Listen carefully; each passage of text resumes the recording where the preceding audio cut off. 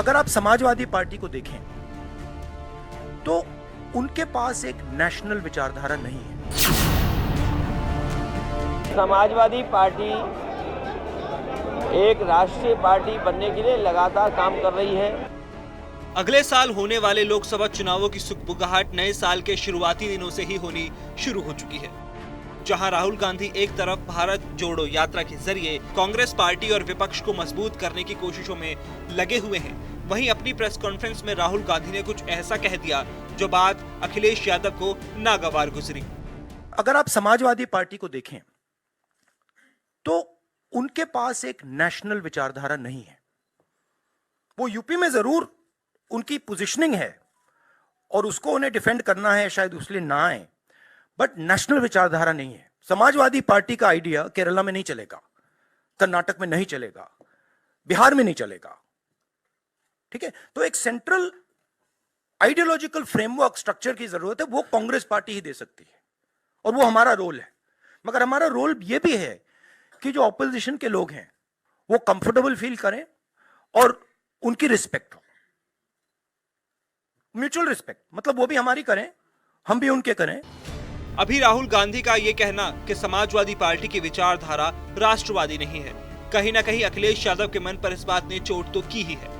तो फिर सवाल ये भी खड़ा होता है कि जब समाजवादी पार्टी की विचारधारा राष्ट्रवादी नहीं, तो राहुल ने अखिलेश यादव को भारत जोड़ो यात्रा में शामिल होने का न्योता क्यों दिया? मगर राहुल की इस बात पर अखिलेश भी पलटवार करने से कहां चूकने वाले थे।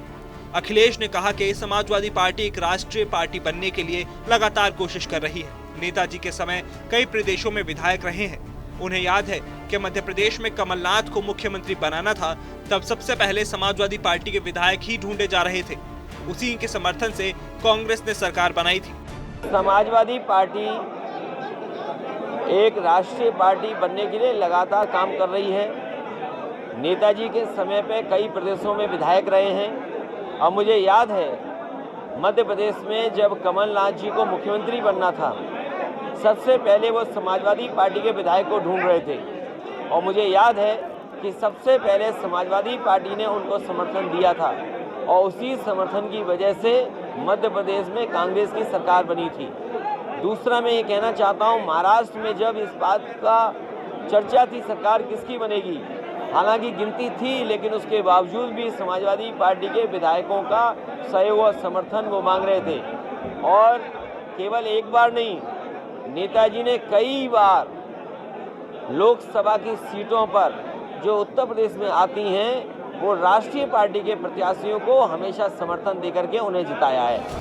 बातों ही बातों में अखिलेश ने कांग्रेस पार्टी की जमकर क्लास लगाई, लेकिन अब सवाल ये खड़ा होता है कि नए साल की शुरुआत ही बातों में राजनीतिक खटास से हुई, तो क्या लोकसभा चुनावों में सत्ता की चाबी पाने की कोशिशें सब अकेले ही करेंगे या फिर एक साथ ही दिल्ली तक का रास्ता तय किया जाएगा?